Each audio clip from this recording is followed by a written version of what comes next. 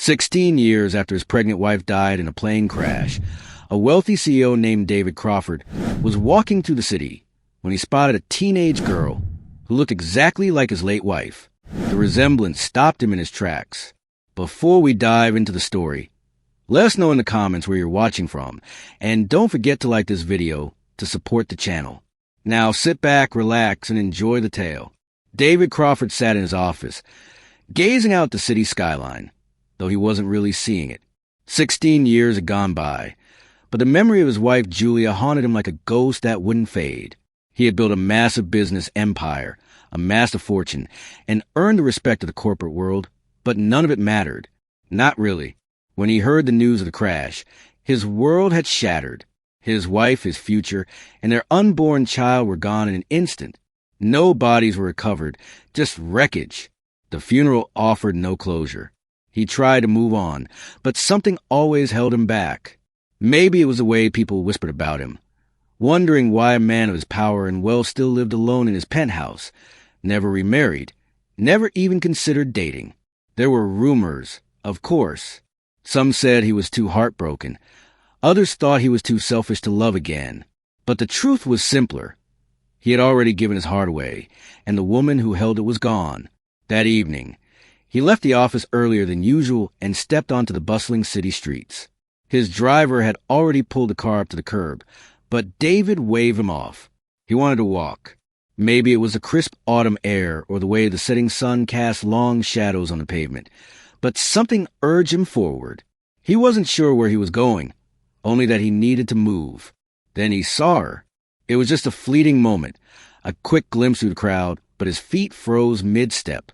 The girl, who couldn't have been older than 16, stood at the edge of the sidewalk, waiting for the light to change. David's breath caught in his throat, his heart pounding. It wasn't possible.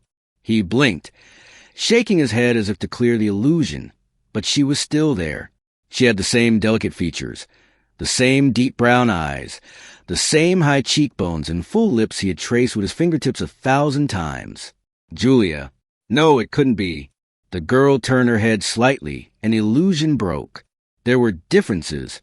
Her hair was darker, her frame leaner, her expression harder than Julia's had ever been. But the resemblance was undeniable. David was still staring when the light changed, and the girl crossed the street, disappearing into the crowd. His feet stayed planted on the pavement, his mind racing. It was ridiculous, a trick of the mind, brought on by years of loneliness and grief. He was just seeing what he wanted to see. Shaking his head, he forced himself to move, but the image of the girl wouldn't fade. Days passed, and David told himself to forget. He buried himself in work, avoiding the memories that tried to surface. But the unease lingered, gnawing at the edges of his mind. Then one evening, as he walked past a row of small vendors selling everything from cheap electronics to street food, he saw her again. This time, there was no mistaking it. The girl stood a few feet away, locked in a heated argument with an older man behind a cart stacked with fruit. Her fists were clenched at her sides, her expression defiant as the vendor gestured wildly, his voice rising above the street noise. "I saw you take it," the man said. "Don't lie to me, kid."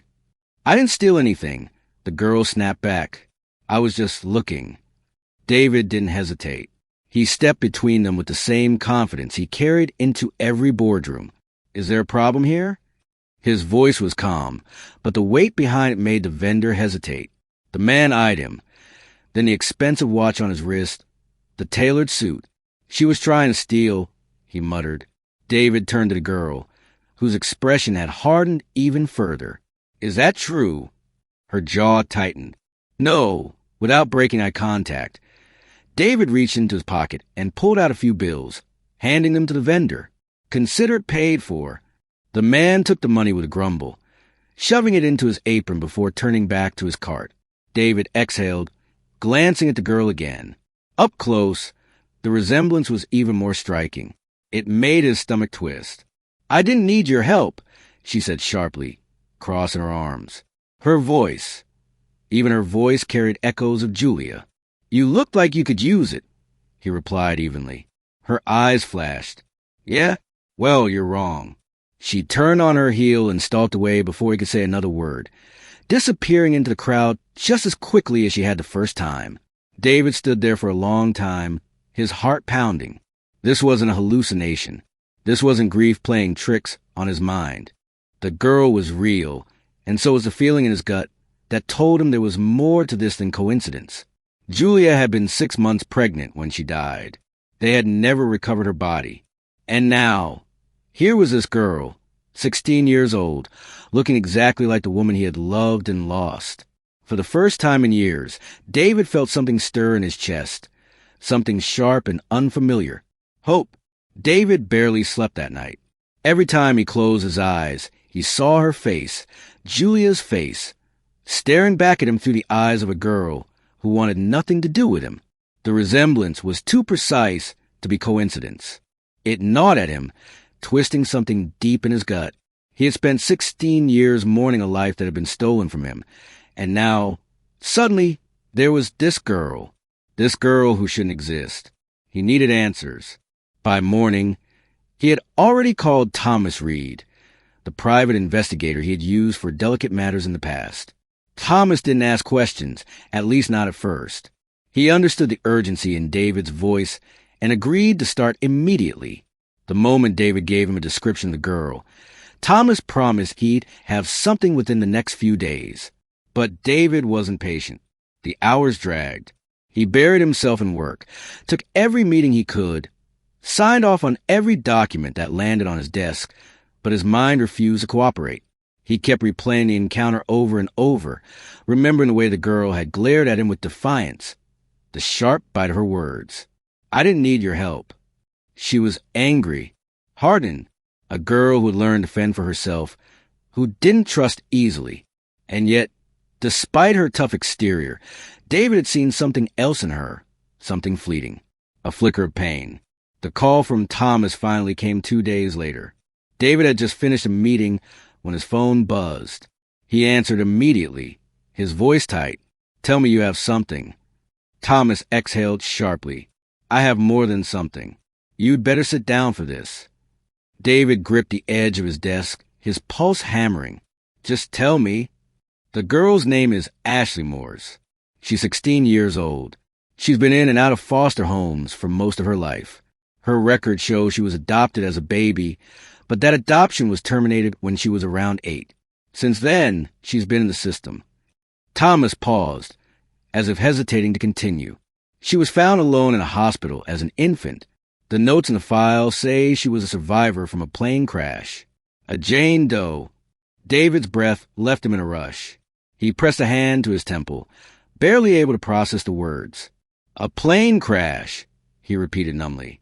Yeah, and here's where it gets interesting. The woman they believed to be her mother was severely injured when they brought her in. No identification, no personal belongings. She died at the hospital before they could figure out who she was. But it looks like they managed to save the baby. The baby, the girl, was put into the system because there were no known relatives. Thomas hesitated. David, the timing matches. The location matches. You know what that means. David sat down heavily, his mind spinning. His wife had survived, even if only for a few hours. Julia had been alive. And their child, the baby he believed had died with her, had lived. Ashley was his daughter. He closed his eyes, his fingers clenching into a fist. 16 years. 16 years of her growing up alone, shuffled from one home to another, while he had lived in his penthouse, convinced he had lost everything. How had this happened? Why had no one told him? Had no one thought to investigate? You okay? Thomas's voice softened, losing its usual businesslike tone. David exhaled shakily. No, he admitted. I figured. Listen, I can dig deeper, find out more about where she's been, who she's been with. No, David cut him off. I don't need more paperwork. I need to see her. That might be harder than you think, Thomas warned. She's been on her own for a while. She doesn't have a stable home, doesn't seem to trust anyone. If you just show up, you might scare her off. David knew that was true, but patience had never been his strength. He couldn't just sit back and do nothing. He had already lost 16 years with her. He wasn't about to lose another day. That evening, He drove himself to the part of town where Thomas had tracked Ashley down. It was a neighborhood far removed from his world. Run-down apartment buildings, graffiti-covered walls, streets littered with broken glass, and missing persons posters. He hated the thought of her growing up here, struggling to survive in a world that had never given her a fair chance. She should have had everything. She should have been safe, loved. Instead, she had been abandoned by the very system meant to protect her. He spotted her sitting on the steps of a small convenience store, a worn-out backpack slung over her shoulder. She was chewing on the end of a pen, flipping through a notebook, her brows furrowed in concentration. The sight made something ache inside him. He stepped forward, his pulse quickening. "Ashley." She looked up sharply, her eyes narrowing. Recognition flashed across her face, followed quickly by suspicion. "You again?" David forced a breath. "Can we talk?" She let out a dry laugh, shaking her head. "You don't give up, do you?" He wasn't sure what to say, so he settled on the truth. "No, not when it matters." She studied him for a moment, her fingers tightening around the pen in her hand. "Fine. Talk." David hesitated. He had rehearsed this moment a dozen times in his head, but now, standing in front of her, nothing felt right. How did you tell someone their entire life had been a mistake? That the father they had never known had been out there all along, completely unaware? "I know who you are," he said carefully. "I know where you come from." Ashley scoffed. "Right. And you think I care?" "You should," David said, his voice firm, "because I think you deserve to know the truth." Something in his tone made her shift uneasily. "What truth?" He exhaled, his chest tightening. "You're not who you think you are. Your mother," he swallowed. "Her name was Julia Crawford, and she wasn't just some unknown woman in a hospital. She was my wife." Ashley's face went blank. Then a slow, bitter smile crept across her lips. "That's cute. So what? You're saying you're my long-lost daddy. You think I'm going to jump into your arms and cry about all the time we lost." David flinched at her sarcasm, but he didn't waver. "I don't expect anything from you," he said quietly. "I just need you to know that I didn't know. I thought you were gone. If I had known you were alive, I would have—" He stopped because the truth was too painful to say aloud. Ashley's expression hardened. "Well, you didn't know, and I don't need you now. So do me a favor and stay the hell away from me." She grabbed her bag, slinging it over her shoulder as she walked away without looking back. David stood there frozen as she disappeared into the night. His daughter was alive, and she hated him. David had never been one to dwell on failure, but as he drove home that night, Ashley's words echoed in his head like a haunting refrain. "I don't need you. Stay the hell away from me." He had expected resistance, but nothing could have prepared him for the sheer force of her anger. It wasn't just that she didn't believe him. It was that she didn't want to. She had spent too many years learning to live without him, and now he was nothing more than an intruder in a life she had built on her own. But David had never been one to walk away from a fight, especially not one that mattered. The next morning, he made a call to Thomas, asking for a new address. He already knew where she had been found as a baby, where she had bounced around the system, but now he needed to know where she actually lived. He needed to find her before she slipped away for good. "She's in a foster home," Thomas told him, his voice hesitant. "Not a great one. She's been there for about a year. Before that, she was moved around a lot. Never stayed anywhere too long." David clenched his jaw, hating how much sense that made. Of course, she had never stayed anywhere long. A kid like Ashley, sharp, angry, self-reliant, wasn't the kind of girl people took in easily. She had learned to survive on her own, which meant she had learned not to trust anyone. Thomas gave him the address, and David didn't waste another second.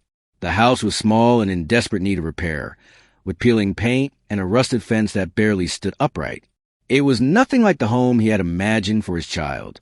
He had once dreamed of a nursery filled with warmth and love, of Julia rocking their baby to sleep, of bedtime stories and a childhood free of worry. But instead, Ashley had been raised in a world that had failed her, abandoned her. He knocked on the door, preparing for a confrontation. But the woman who answered barely seemed to care that a billionaire was standing on her porch. "Ashley Moore," David asked, his voice level. The woman sighed. She's in her room. Not sure she'll want to see you, though she doesn't take well to visitors. David nodded, stepping inside. The house was cluttered, lived in, but cold. It wasn't a home. He made his way down the narrow hall and stopped in front of the last door. For a moment, he hesitated, then knocked twice. Silence. Then a muffled, "What?" "It's me," he said quietly. "David." The door swung open, and Ashley stood there, arms crossed, eyes hard. "Are you serious right now?" "I need to talk to you," David said. "Just for a minute." Ashley let out a short, bitter laugh. "You're unbelievable." She turned away from the door, leaving it open just enough for him to follow. Her room was small and sparsely decorated.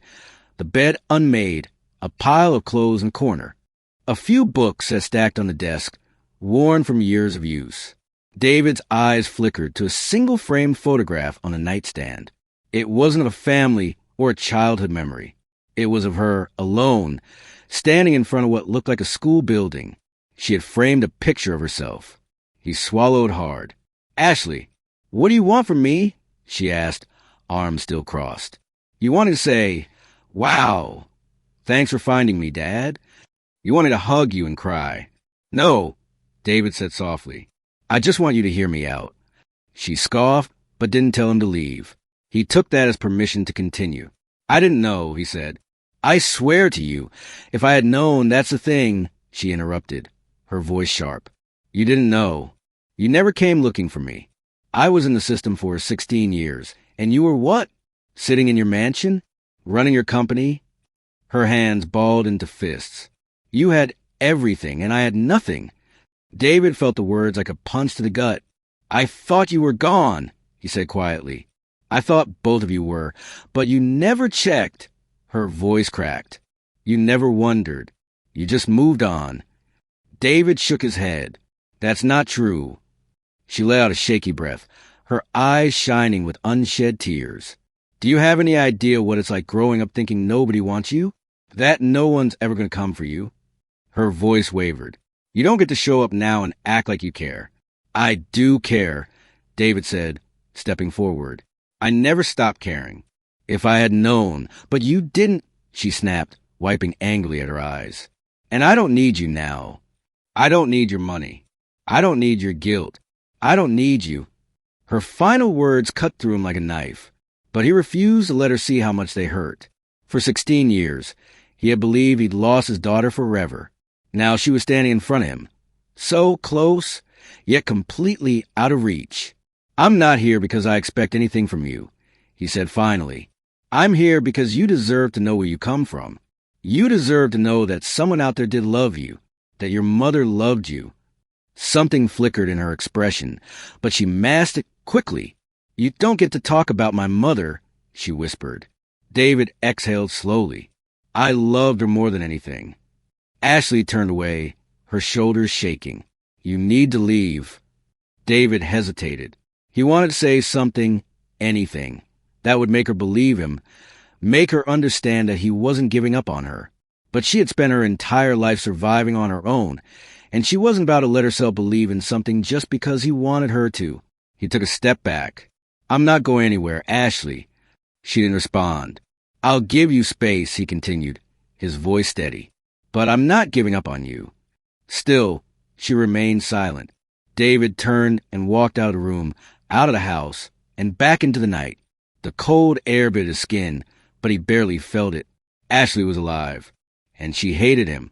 But David had spent 16 years living in regret, and he wasn't about to let it stretch into 17. David sat in his office, staring at the city below, but all he could see was Ashley's face, the anger, the pain, the years of abandonment written in her eyes. He had expected resistance, but hearing the sheer weight of her resentment had been harder than he'd imagined. Every word she had thrown at him had landed like a blow. But the worst part was that she wasn't wrong. He hadn't known. He hadn't looked. But he could do something now. He didn't reach out again immediately. He knew if he pushed too hard, she'd bolt. Instead, he focused on what he could do from a distance. A few quiet phone calls, a few strings pulled behind the scenes. It started with her school. The records were a mess. Missed payments, inconsistent enrollment. It was clear she had been moved around too much, slipping through the cracks. So David made sure her fees were covered. No questions asked, no notices sent her way.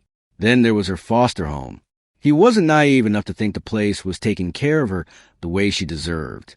So he made sure she had everything she needed without her realizing where it came from. A new winter coat appeared on her bed one morning.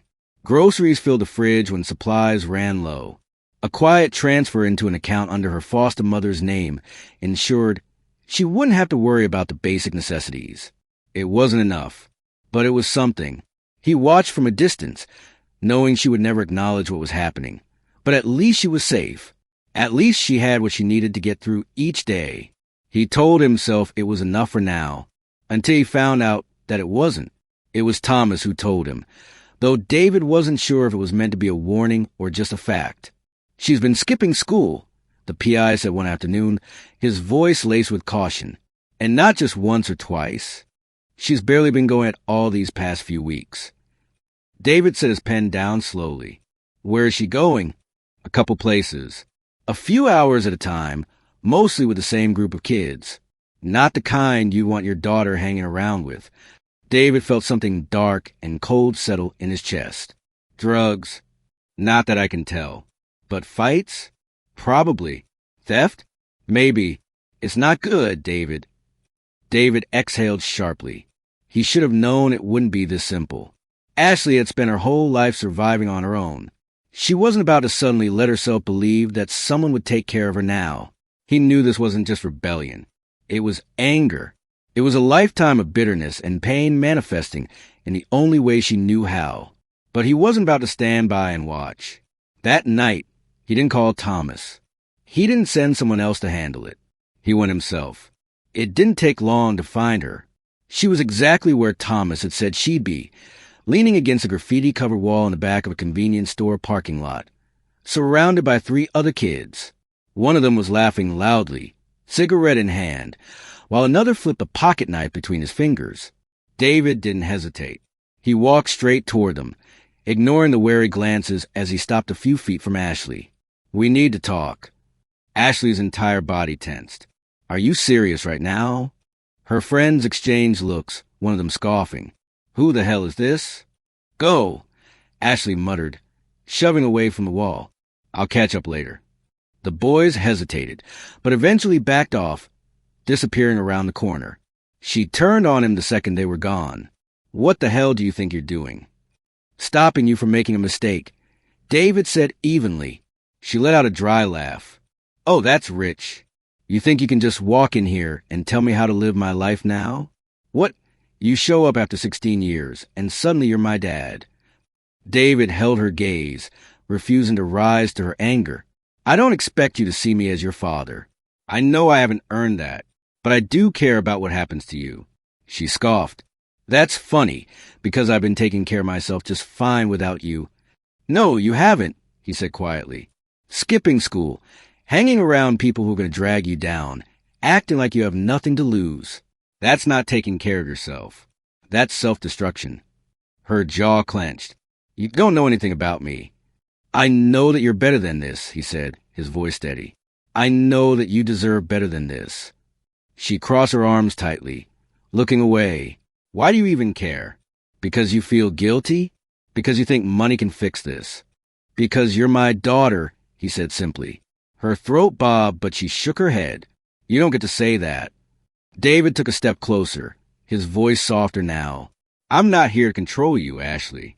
I'm not here to make up for lost time with a handful of favors. I'm here because you're not alone anymore, whether you like it or not." She let out a shaky breath, her fingers tightening into fists. "I don't need a billionaire father swooping in to fix me." David's expression didn't change. "You might not need me, but I'll be here anyway, because that's what fathers do." For a moment, she didn't say anything. She just stood there, her entire body stiff with the weight of emotion she refused to show. Then, finally, she turned away. "I don't want this," she muttered. "I don't want you." David nodded, even though the words cut deeper than he wanted to admit. "I know." She walked away without looking back. David didn't stop her, but he wasn't going anywhere either. Ashley didn't change overnight. If anything, after David confronted her outside the convenience store, she became worse. It was as if she wanted to prove a point, to show him that she didn't care, that his sudden interest in her life meant nothing. She started skipping school more, staying out later, deliberately ignoring the safety nets he quietly put in place for her. He heard from Thomas that she had gotten into fights, small scuffles that never escalated far enough to involve the police, but were dangerous enough to make his stomach twist into knots. David knew what she was doing. She was testing him. She wanted to see if he would give up, if he would get frustrated and walk away like so many others had before him. Maybe deep down, she believed that if she pushed hard enough, he'd prove her right, that no one stayed, that no one truly wanted her. But David had already lost 16 years. He wasn't about to let her push him out of her life now. He didn't lecture her. He didn't show up at her school to drag her to class. He didn't threaten her with consequences or ultimatums. He just stayed. Quietly, stubbornly, unshakably. He made sure her school fees were still covered. He made sure there was always food in the fridge. He made sure that, no matter what, she never had to wonder where she would sleep at night. And when she ignored him, when she turned the other way whenever their paths crossed, he let her, until the night he got the call. Thomas's voice was urgent. She got caught stealing from a store. The owner called the cops, but they haven't booked her yet. If you get there fast enough, you might be able to handle it quietly. David was already grabbing his keys. The drive felt unbearably long, his hands tightening around the wheel as he pulled up to a small, dingy corner store in a part of town he didn't belong in. The sign above the entrance flickered weakly, casting a dull glow on the cracked pavement. Inside, Ashley sat slumped in a plastic chair near the counter, arms crossed, face blank. A man, presumably the store owner, stood behind the register, shaking his head. A uniformed officer leaned against the wall, scribbling something on a notepad. David stepped inside, his presence commanding enough that all three heads turned toward him. The officer straightened slightly, as if recognizing who he was. The store owner pointed at Ashley. She tried to lift a few things, thought I wouldn't notice. Ashley didn't say a word. She just stared at the floor, jaw tight. David exhaled sharply, turning toward the officer. Has she been charged? Not yet, the officer admitted. The owner was willing to let it go if someone came for her. David looked at the man behind the counter, and though the guy seemed irritated, he gave a begrudging nod. Didn't want to ruin her life over a few stolen snacks. But this ain't a charity either. David pulled out his wallet, handed over a few bills. For the trouble, the man hesitated before taking the money, grumbling under his breath. David turned back to Ashley. Let's go. She pushed out of the chair, moving slowly, deliberately, like this was just another minor inconvenience in her night. They walked outside, the cold air hitting them both in the silence. Then David stopped. He turned to face her fully, hands on his hips, his patience finally wearing thin. What the hell were you thinking? Ashley rolled her eyes. Oh, here we go. No, don't do that, David snapped. Don't act like this is nothing. What do you want from me, Ashley? You want me to get mad? You want me to leave you alone? Because I'm not going to. She threw up her hands. Then why do you care? Because you're my daughter. His voice echoed against the empty street. He rarely raised his voice, but right now, it was impossible not to. You are my daughter, and I will not stand by and watch you throw your life away. Ashley's face twisted, her hands clenching at her sides. I was fine without you for 16 years. I don't need you now. David stepped closer, his jaw tightening. Then why are you trying so hard to push me away? She flinched just slightly before masking it with more anger. Because I don't trust you. Because people like you don't stick around. Because every time I let myself believe that someone cares, they leave. David felt his chest tighten, the weight of her words hitting him harder than anything she had said before. She wasn't just angry. She was terrified. Terrified of getting hurt, of being abandoned again, of allowing herself to believe in something just to have it ripped away. I'm not going anywhere, he said, quieter now. She let out a hollow laugh. You say that now. David held her gaze. "And I'll keep saying it, for as long as it takes for you to believe me."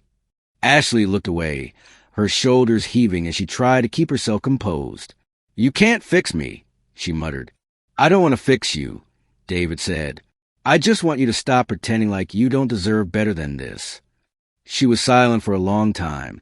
Then, finally, she took a step back. "You don't get to show up now and play hero." "I know." She turned, walking away before he could say anything else. He watched her disappear down the street, her silhouette growing smaller against the city lights. David ran a hand down his face, exhaling slowly. She wasn't ready to believe him, but he wasn't giving up. Not now. Not ever. Ashley stormed away, her heart pounding with anger, frustration, and something she couldn't quite name.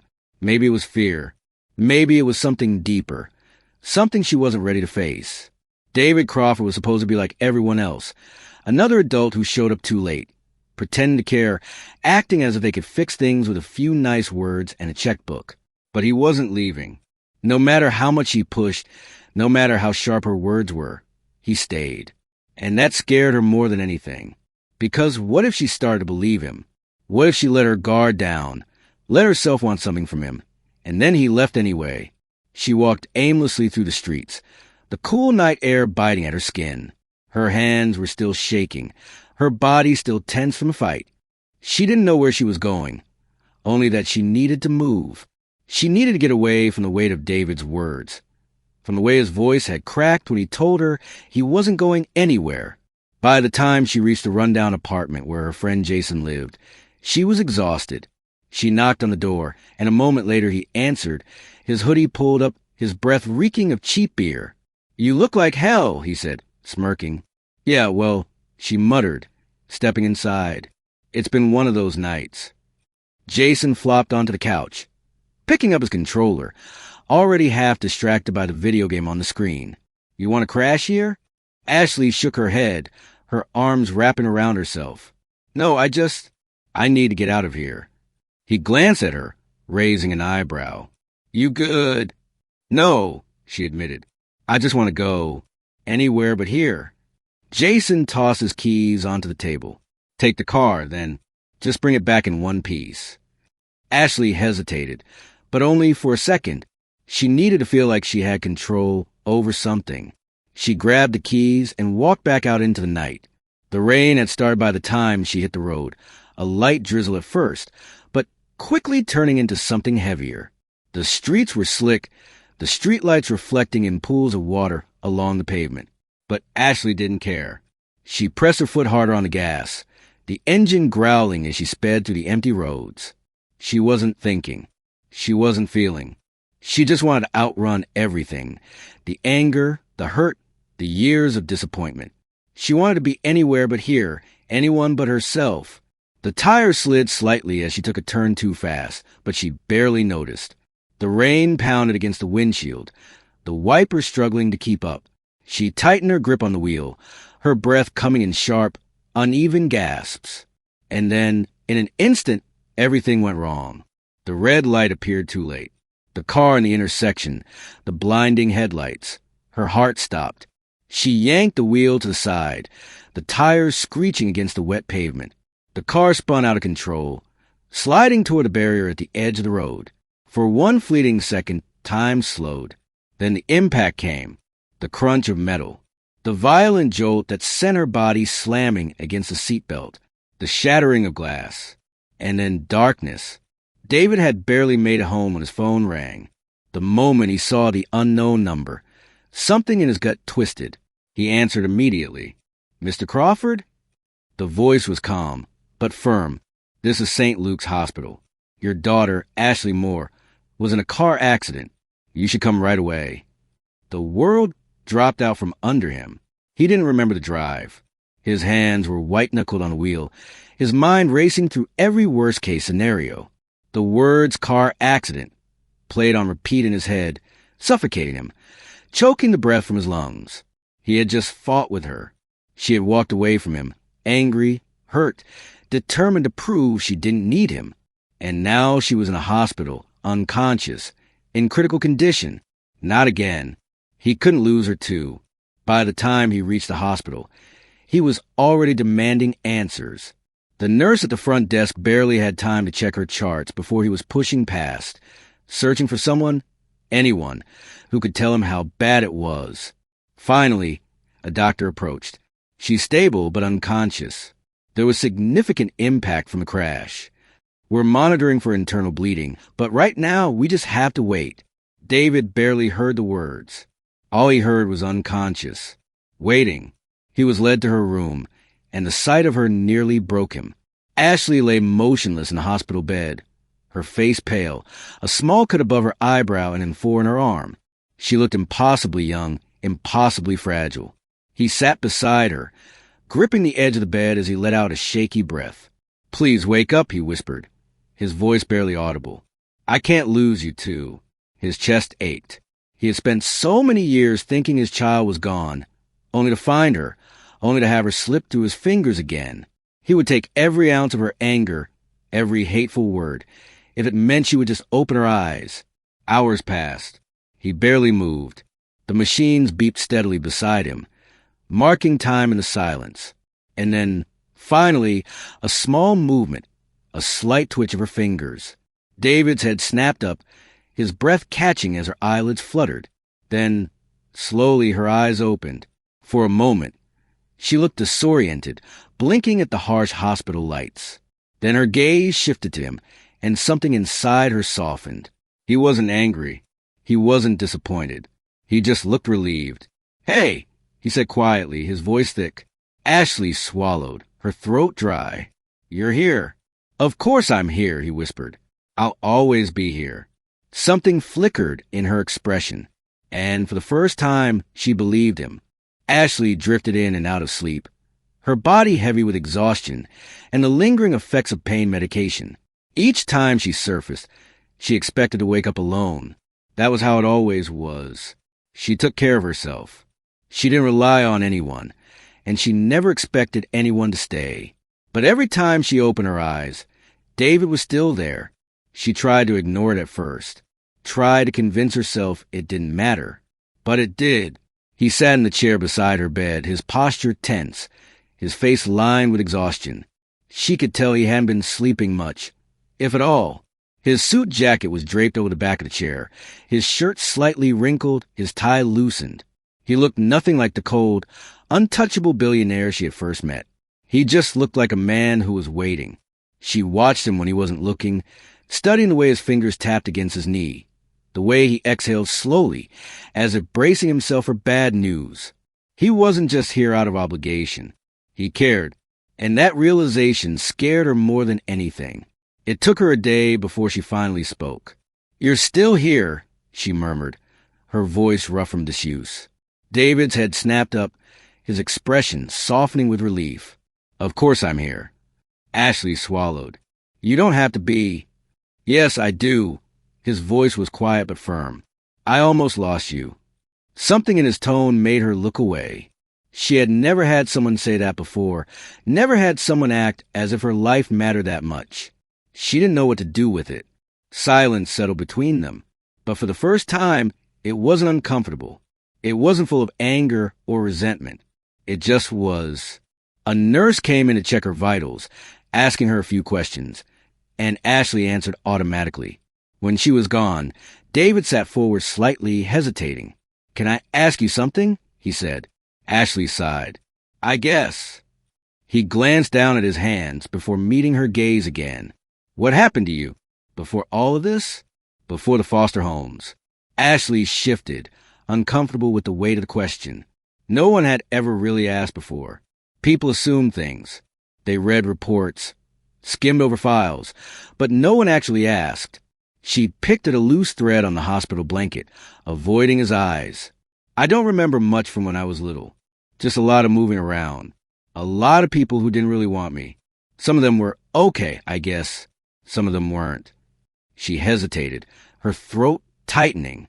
"I learned pretty quickly that the best way to survive was to keep my expectations low." David's jaw clenched, but he didn't interrupt. "I stopped hoping someone would keep me," she continued, her voice softer now. "Stopped hoping anyone would actually love me. It was easy that way. David exhaled slowly, rubbing a hand over his face. Ashley, she shook her head. It's not a big deal. Yes, it is, he said quietly. You should have been safe. You should have had a family. You should have had me. Her throat burned. She didn't know why she suddenly felt like crying. She had spent years convincing herself that none of it mattered, that she was fine on her own, that she didn't need anyone. But hearing David say those words, hearing someone say them, it cracked something deep inside her. She blinked rapidly, looking away. Well, I didn't, so it doesn't really matter now. David was silent for a long moment. Then he reached out, hesitating for only a second before gently placing his hand over hers. You deserve love from the very first second you were born, he said, his voice thick with emotion. And I'm sorry. I'm sorry that you didn't have it. I'm sorry that I wasn't there. Ashley swallowed hard, her fingers twitching under his.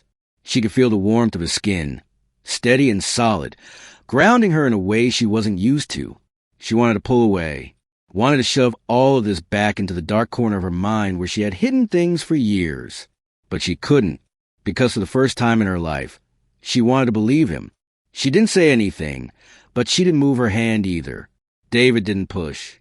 He just sat there, holding onto her hand like it was the most natural thing in the world. And for the first time, Ashley let herself be held.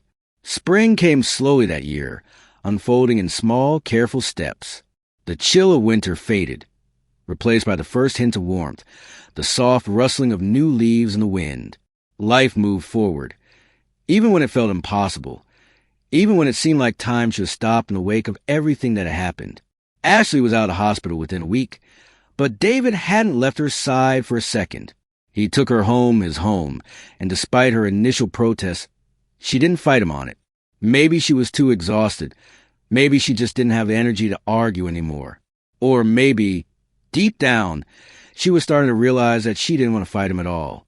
It was awkward at first. They were two strangers thrown together by fate, bound by blood, but separated by 16 years of lost time. Ashley didn't know how to live in a house that felt permanent, a house that belonged to her instead of one she was just passing through. She didn't know how to exist in a space where she wasn't waiting for the other shoe to drop. But David was patient. He didn't expect her to change overnight, didn't expect her to suddenly call him dad, or look at him the way a daughter should look at her father. He let her set the pace, let her have her space, let her come to terms with everything in her own way. And slowly, painfully, beautifully, things started to shift. Some mornings, she would come downstairs and sit with him at breakfast, neither of them speaking much, just existing in the same space. Other nights, she would linger in the living room a little longer than necessary, watching whatever he had on TV, rolling her eyes at his choices, but never actually leaving. And then there were the moments when she let herself trust him, little cracks in the walls she had built around herself. The time he found her in the library, tracing her fingers over the spines of books, hesitant and quiet, and he told her she could take any of them, that they were hers now. The time he caught her humming under her breath in the hallway, and instead of teasing her, he simply smiled and told her Julia used to do the same thing. The way she froze at the mention of her mother, but didn't walk away. It wasn't perfect. Some days it felt impossible. There were arguments, sharp words thrown like knives, moments where she pulled away, convinced this was temporary, that it was only a matter of time before he got tired of her. But David never wavered. And then one day, he brought up the idea of adoption. She had stiffened immediately, her fingers curling around the sleeve of her hoodie, her shoulders tense. You don't have to, David had said quickly, not wanting to push her. You don't owe me anything. But if you ever want to make this official, if you ever want to be mine in the way you should have been from the start, I would be honored. Ashley had stared at him for a long time, her expression unreadable. Then she had muttered something about needing time and left the room. David hadn't mentioned it again after that. He had told himself that he would wait, that he wouldn't pressure her, that she had already had too many people trying to make decisions for her. Then one afternoon, she placed a stack of papers on the kitchen table, without looking up. He frowned, picking them up, scanning the words. Asterisk adoption forms. Signed. Asterisk, his chest tightened. Ashley. She crossed her arms, still not meeting his gaze. I figured. I mean, if you still want to. David swallowed hard. He reached across the table, covering her hand with his own. I want nothing more. She didn't pull away. 2 weeks later, it was official. She was Ashley Crawford, not a foster kid, not a temporary burden in someone else's home. She was his. The first thing they did after the paperwork was finalized was visit Julia's grave. It was a quiet morning, the sky gray but soft, the air heavy with the scent of blooming flowers. They stood together in front of the headstone, neither speaking at first. Ashley had never cried for her mother. She had never known how. Julia had always been a ghost, a presence that lingered at the edges of her life, but never someone she could truly grieve. But now, standing there, knowing the truth, knowing how much Julia had loved her, knowing how much she had been wanted, something inside her cracked open. David didn't say anything when the tears came.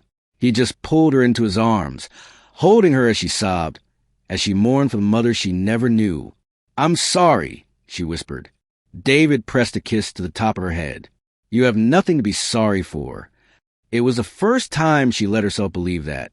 The months passed, and slowly, steadily, they became a family. Not perfect, not easy, but real. Ashley went back to school, and this time, she actually tried.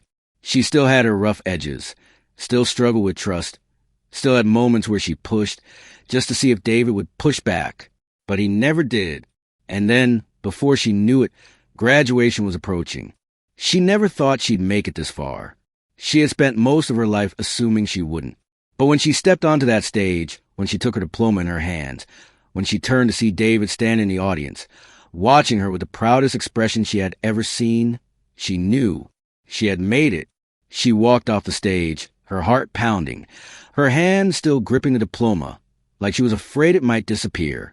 David was waiting for her, standing at the edge of the crowd. She hesitated for only a second before she moved toward him, before she did something she had never done before. She hugged him, tightly, fiercely. David froze for half a second, then wrapped his arms around her, holding her just as tightly. "Thanks for not giving up on me," she whispered. His voice was thick when he answered. Never. For the first time, David realized he wasn't alone anymore. Neither of them were. And so, life went on for the small Crawford family, as father and daughter learned to coexist. Until one day, something happened that changed everything. Ashley had never been the type to snoop. She had spent most of her life in other people's spaces. Foster homes, shelters, places that didn't belong to her. She had learned early on not to dig too deep, not to get attached to things that weren't hers. But that night, standing in David's study, something pulled at her. It started when he asked her to grab a book for him, something about business strategies or economics. She hadn't been paying attention. She had been scanning the shelves when her eyes landed on a small wooden box tucked in the corner, partially hidden behind old leather-bound journals. It looked important, like something that had been placed there carefully, deliberately. She hesitated, glancing toward the door to make sure David was still downstairs. Then, before she could second-guess herself, she lifted the lid. Inside were letters, photographs, and a small, worn notebook. Ashley frowned, reaching for one of the envelopes on top. The handwriting was elegant, familiar somehow, a memory that didn't quite exist. It hit her before she even finished reading the name on the return address. Julia Crawford. Ashley's breath caught in her throat. She wasn't sure what she expected. Maybe old bank statements or something boring. Something that would give her an excuse to close the box and put it back without thinking about it again. But this was her mother. Her fingers trembled as she lifted one of the photographs. It was David and Julia together, young and happy, standing on a beach with wind-blown hair and sun-kissed skin. David looked different, softer, lighter, like a man who hadn't yet learned what it meant to lose everything. Ashley swallowed hard and reached for the notebook. The first few pages were filled with little notes, baby name ideas, sketches of nursery designs, a list of songs Julia had wanted to play for her child before they were born. Then halfway through, there was a letter. The words at the top made Ashley's stomach drop. "For my baby."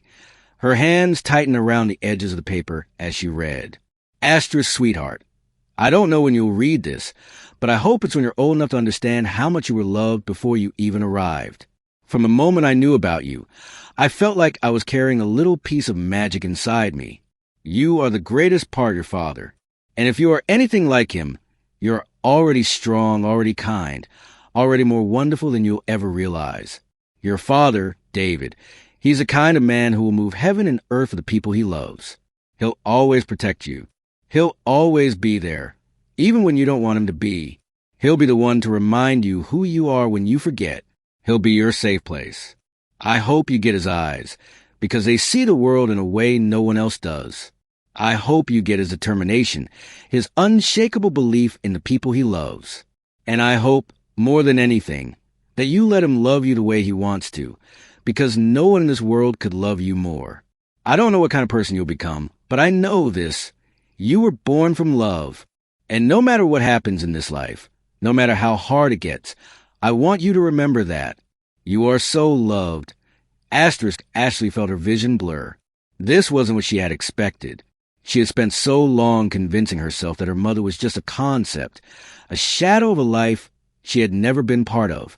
She had told herself that it was easier not to wonder, not to grieve someone she had never met. But this letter, this was Julia. This was her mother's voice, speaking to her through time, through the pages of a book she had never known existed. The floor creaked behind her. Ashley snapped the notebook shut and turned quickly, her pulse spiking. David stood in the doorway, his expression unreadable. She felt exposed, like she had been caught stealing something that didn't belong to her. I wasn't, she started, but she had no excuse. David's eyes dropped the notebook in her hands. Then very carefully, he stepped forward. What did you find? He asked softly. Ashley clenched her jaw. She didn't want to tell him, didn't want to share this. This wasn't for him. This was hers. But then she looked at him, really looked at him, and she realized something. He was afraid, not of the letter, of her, of what she might think, of what she might believe. She swallowed hard, then slowly turned the book toward him and opened the page. David inhaled sharply. His eyes scanned the words, his expression shifting. Sulk, pain, love. I never knew she wrote this, he murmured, his voice rough. Ashley exhaled shakily. She thought the world of you. David's jaw tightened. He looked like he wanted to say something, but he couldn't. Ashley stared at the letter again, her fingers tracing the edge of the page. I spent so long being mad at you. She admitted, her voice barely above a whisper. I wanted to blame you. I did blame you. David didn't say anything. He just let her speak. But she knew you, Ashley continued, her throat tightening. And she never doubted you. Not for a second. David's breath hitched. He reached out, hesitated for a moment, then carefully placed his hand over hers. I miss her, he admitted. Every single day. Ashley clenched her jaw, but the tears were coming too fast now. I never got to miss her, she choked out. I never even knew her. David reached for her then, wrapping his arms around her, pulling her in before she had the chance to run. For the first time, Ashley didn't fight it. She sobbed into his chest, gripping his shirt like it was the only thing tethering her to the ground. And David held her the way he had wanted since the moment he found out she was alive. They mourned Julia together that night, not in silence, not in separate worlds, but as a father and daughter who had both lost the same person. And for the first time, Ashley let herself believe she had been loved all along. If you enjoyed the story and want to see more heartfelt, emotional journeys like this, don't forget to like, subscribe, and hit the notification bell so you never miss a new upload. Your support helps bring these stories to life, and I'd love to hear your thoughts in the comments. Thanks for watching, and I'll see you in the next one.